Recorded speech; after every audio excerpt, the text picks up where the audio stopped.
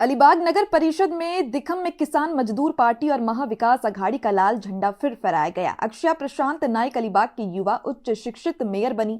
BJP उम्मीदवार तनुजा परेकर की हार। शिकाप नेता जयंत पाटील ने लोगों को धन्यवाद दिया। अलिबाग ज्या 2-3 सीट आमच्या गेल्या त्याच्याबद्दल पहिल्यांदा नाराजी आहे, परंतु या शहरामध्ये जवळजवळ 40 वर्ष शेतकरी कामगार पक्षाचं वर्ष आहे।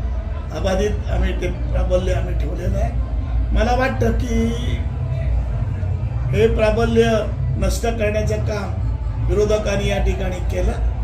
पण या निवडणुकीचं वैशिष्ट्य आहे की आम्ही काँग्रेस बरोबर लढत आलो आणि काँग्रेस आणि शेका पक्षाची लढाई आहे। सांप्रतच्या या वादळामध्ये मला वाटतं की ज्या पद्धतीची मागणी आणि काँग्रेसच्या कार्यकर्त्यांनी आणि नेत्यांनी या ठिकाणी ज्या पद्धतीची या ठिकाणी साथ दिली आणि त्यामुळे कधी नाही हे मतं या ठिकाणी मोठ्या प्रमाणात आज शेतकरी कामगार पक्षाच्या उमेदवाराला पडलेली आहे। 2-3 वार्डामध्ये तर डिपॉझिटच घालवलेलं आहे आणि एकदम अल्प मतं मिळाली।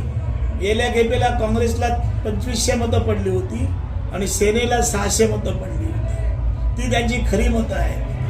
यावेळेला काँग्रेसची मतं ट्रान्सफर होत आहेत आणि त्याच्यामुळे आम्हाला या फटका बसलेला आहे। पण या निवडणुकीचं वैशिष्ट्य आहे, काँग्रेसनी मनापासून तालुक्यातल्या खालच्या थराचा कार्यकर्ता पण या शहरामध्ये आला आणि आपली मतं अबाधित ठेवली आणि ती या ठिकाणी शेका पक्ष आणि काँग्रेसच्या उमेदवारांना त्यांनी चांगल्या जिद्दीनं आपली मतं काबूत ठेवण्याचं काम केलं, म्हणून हा विजय आहे।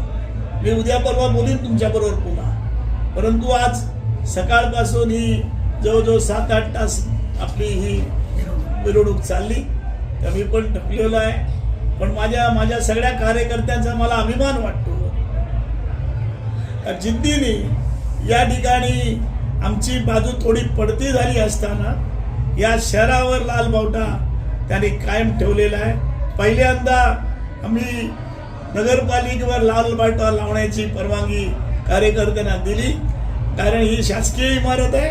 पण आज आम्हाला वाटतं ही शेका पक्षाचीच इमारत आहे, ही शेका पक्षाचीच मालमत्ता आहे। या भूमिकेतून आम्ही काम करतो आहोत। मला वाटतं की ज्या पद्धतीचा वापर पैशाचा आणि सत्तेचा स्कुटिनी पासून या ठिकाणी चिन्ह वाटवेपर्यंत सत्तेचा वापर बेकायदेशीर करण्याचा प्रयत्न सांप्रतच्या राज्यकर्त्यांनी केला, तो आम्ही खऱ्यापणे हाणून पाडला। त्याच्यावर मात करून हा आजचा विजय आज मिळालेला आहे।